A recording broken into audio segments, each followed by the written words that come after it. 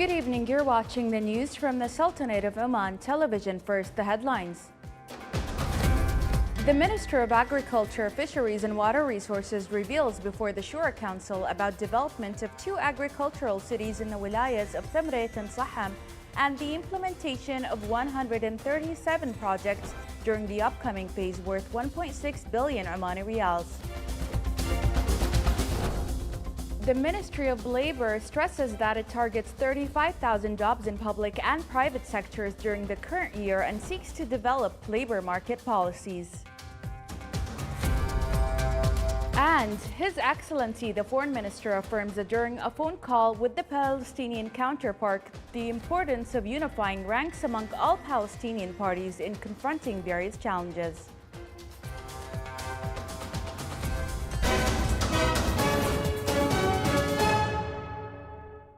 Those were the headlines. Now for the news in detail. The Shura Council today hosted His Excellency Dr. Saoud bin Hamoud Al-Habsi, Minister of Agriculture, Fisheries and Water Resources, during its 6th regular session of the 10th term. The session focused on 5 main topics, including the importance of the food and water security sector and its contribution to the gross domestic product in line with the objectives outlined in the 10th Five-Year Development Plan 2021 to 2025 and the food security laboratories. His Excellency, the Minister, affirmed that the Ministry is actively aligning its strategies with the Oman 2040 vision to enhance the food security system in the Sultanate of Oman and improve performance indicators in the agricultural, fisheries and water resources sector. This involves implementing programs and projects that correspond to the Ministry's objectives and are aligned with the national priorities of the vision.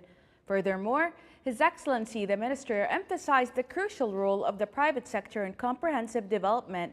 He stated that the Ministry has empowered the private sector through active participation in agricultural, both plant and animal fishery and aquatic investment projects. This empowerment strategy relies on strategic planning and the utilization of modern technologies in production processes. The Ministry of Labor stresses that it targets 35,000 jobs in public and private sectors during the current year and seeks to develop labor market policies. This comes during the annual press conference of the Ministry. It took a number of steps to achieve its goals, among which are the designing of 20 electronic training programs in communication skills, measuring performance indices, work morals, governance risk management, combating corruption, among many others. The Ministry also seeks this year to activate a database for balancing electronic jobs, as well as the development of a call center, in addition to improving various services.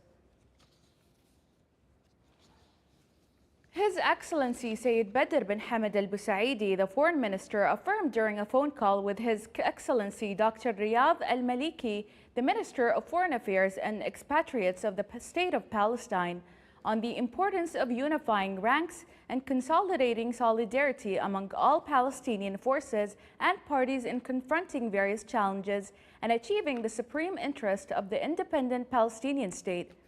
The call also addressed the situations and developments witnessed in the Palestinian arena and the tragic conditions experienced by the Gaza Strip due to the unlawful occupation of Palestine and the brutal aggression by Israel.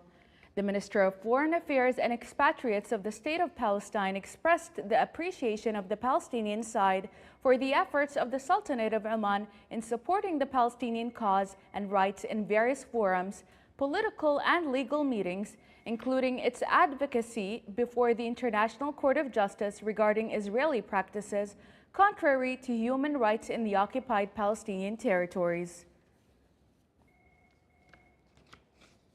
The Sultanate of Oman stressed the need to adhere to the Security Council resolution calling for an immediate and sustainable ceasefire in the Gaza Strip. This came in a statement delivered by His Excellency Idris bin Abdulrahman Al-Khanjari, Permanent Representative of the Sultanate of Oman to the United Nations and international organizations in Geneva, before the 55th session of the Human Rights Council within the framework of the interactive dialogue on the situation of human rights in the Palestinian territories.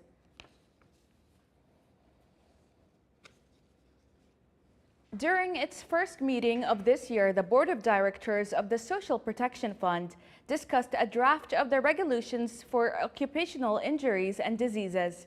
The meeting also deliberated on the rules for purchasing service extensions as stipulated in the Social Protection Law, in addition to some investment-related matters. The Council members were briefed on the institutional performance of the Social Protection Fund and received a report on the activities of the Board of Directors and its subsidiary committees for the year 2023. The meeting was chaired by His Excellency Nasser bin Khamis Al Jashmi, the chairman of the Tax Authority. His Excellency Dr. Saeed bin Mohammed Al Saqri, Minister of Economy, held a meeting today with His Excellency Dr. Rola Deshti, Executive Secretary of the United Nations Economic and Social Commission for Western Asia, ESCWA, as part of the current visit of the ESCWA delegation to the Sultanate of Oman.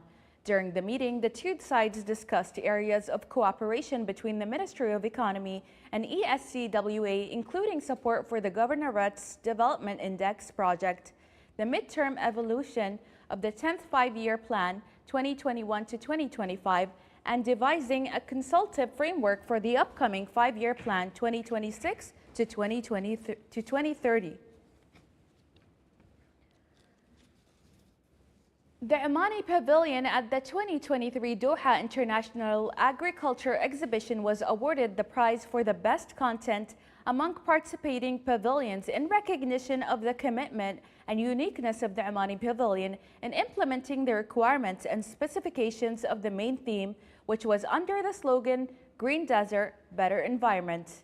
The pavilion focused on sustainability, environmental awareness, technology, innovation, and modern agriculture. The Omani Pavilion showcased various Omani environments, including the green agriculture terraces in the wilaya of Jabal Al-Akhdar and the environment of Dhufar Kharif. Additionally, the pavilion provided visitors with the opportunity to learn about the heritage and agriculture legacy of Omani Aflaj, which is the traditional irrigation systems.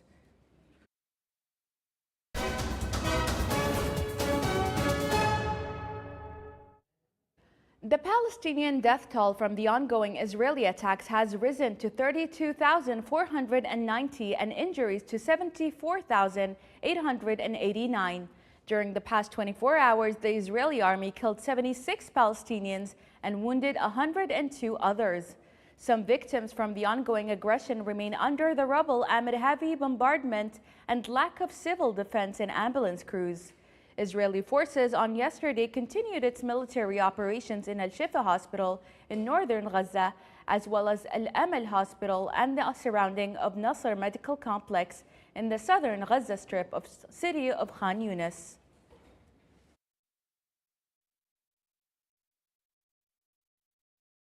A Russian drone attack early today damaged houses and started a fire in a Zaporizhia residential area. The attack left 2 people wounded. Ukrainian forces shot down 26 out of 28 attack drones launched overnight by Russia, Kyiv's military said today. The drones were destroyed over parts of eastern, southern, and southeastern Ukraine, the Air Force added.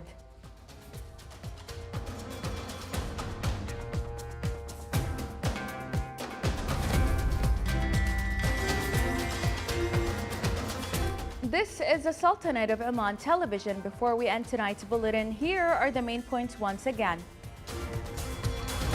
The Minister of Agriculture, Fisheries and Water Resources reveals before the Shura Council about development of 2 agricultural cities in the wilayas of Thamret and Saham and the implementation of 137 projects during the upcoming phase worth 1.6 billion Omani Riyals. The Ministry of Labor stresses that it targets 35,000 jobs in public and private sectors during the current year and seeks to develop labor market policies. And His Excellency, the Foreign Minister, affirms during a phone call with his Palestinian counterpart the importance of unifying ranks among all Palestinian parties in confronting various challenges. With that, we come to the end of tonight's bulletin. From all of us here at the newsroom and the studios, it's Ramadan Mubarak and have an incredible weekend.